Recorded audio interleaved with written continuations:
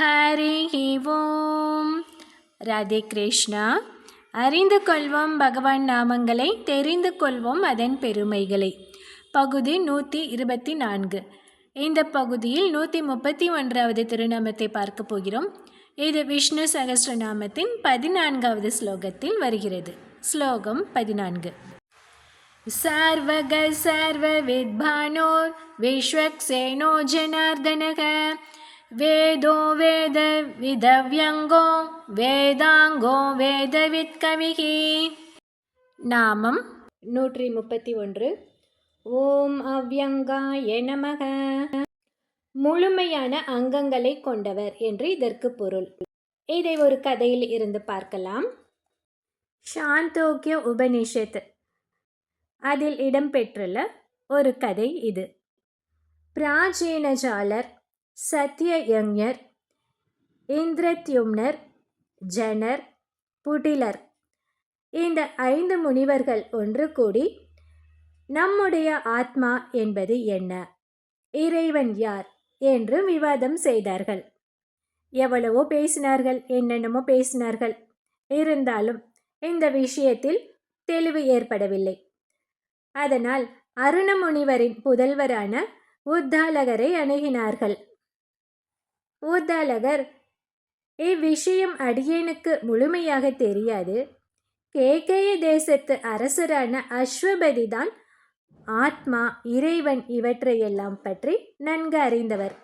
வாருங்கள், நாம் அவரை போய் பார்க்கலாம் என்று சொல்ல 6 முனிவர்களும் அஸ்வபதியின் இருப்பிடத்திற்கு சென்றார்கள்.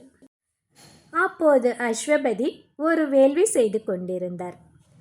இந்த 6 முனிவர்களையும் வரவேற்ற அஸ்வபதி, இந்த யாகம் செய்விக்கும் அந்தணர்கள் ஒவ்வொருவருக்கும் கொடுக்கும் தட்சிணையை உங்களுக்கும் தருகிறேன்.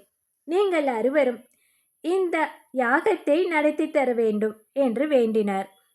ஆனால் அவர்களோ, எங்களுக்கு பொன்னோ பொருளோ வேண்டாம், எங்களுக்கு நீங்கள் ஆத்மாவை பற்றியும் இறைவனை பற்றியும் உபதேசம் செய்யுங்கள், அதுதான் நாங்கள் விரும்பும் தட்சிணை என்றார் சொன்னார்கள்.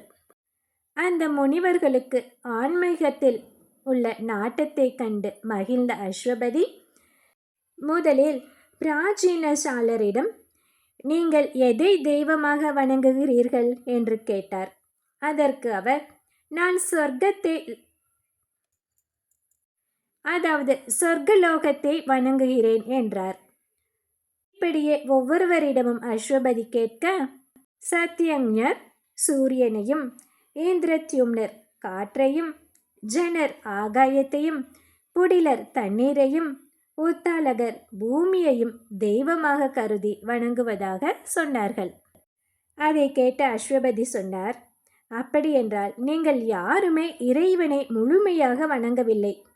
வெறும் சொர்க்கலோகத்தையோ, வெறும் சூரியனையோ, வெறும் ஆகாயத்தையோ இறைவனாக எண்ணி வழிபட்டால் இம்மை பயன்கள் மட்டுமே கிடைக்கும்.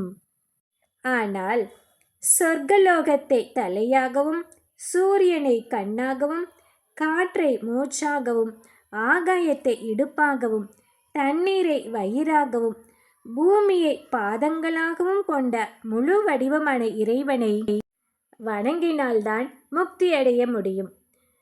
இவ்வாறு ஜீவாத்மாக்களுக்குள்ளும் ஆத்மாவாக இருக்கும் இறைவனை தியானித்து ஜீவாத்மாக்கள் ஒவ்வொருவரும் அவனுக்கு மேன்மை சேர்ப்பதற்காக ஏற்பட்டவர்கள் என்ற ஞானத்தோடு உபாசனை செய்தால் தேயிலிட்ட பஞ்சு போல நம் பாபங்கள் எரிந்து போகும் என்று சொன்னார் அஸ்வபதி. மேலும் சொன்னார், பூர்ணமாக இருக்கும் இறைவனை பகுதிகளாக பிரித்து உபாசித்தால் பலனும் குறைவாகவே கிட்டும். குறை ஒன்றும் இல்லாத இறைவனை பகுதிகளுக்கு அப்பாற்பட்ட முழுமையானவனாக உபாசித்தால் மட்டுமே முழுமையான பலன் கிட்டும் என்று விளக்கி கூறினார்.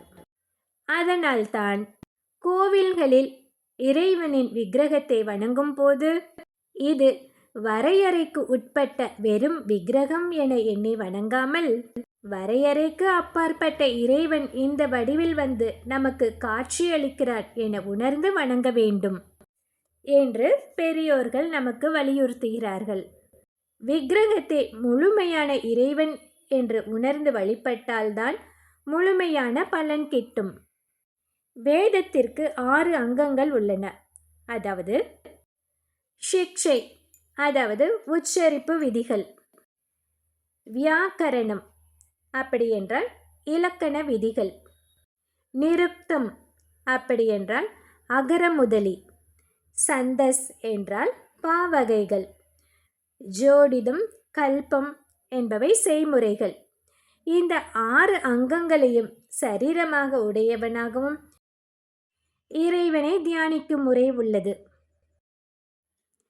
சந்தஸை திருவடிகளாகவும், நிருக்தியை காதுகளாகவும், சிக்ஷையை மூக்காகவும், ஜோதிடத்தை கண்களாகவும், வியாக்கரணத்தை வாயாகவும், கல்பத்தை கரங்களாகவும் கொண்டவனாகவும் இறைவனை தியானிக்கலாம் என்று கூறினார் அஸ்வபதி.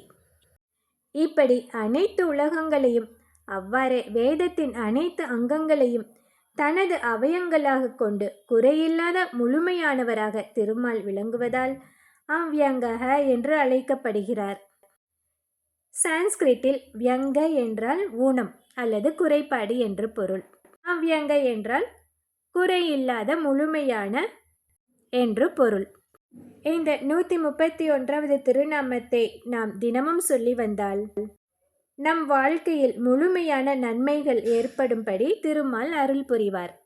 நாமம் 132. ஓம் வேதாங்காய நமக.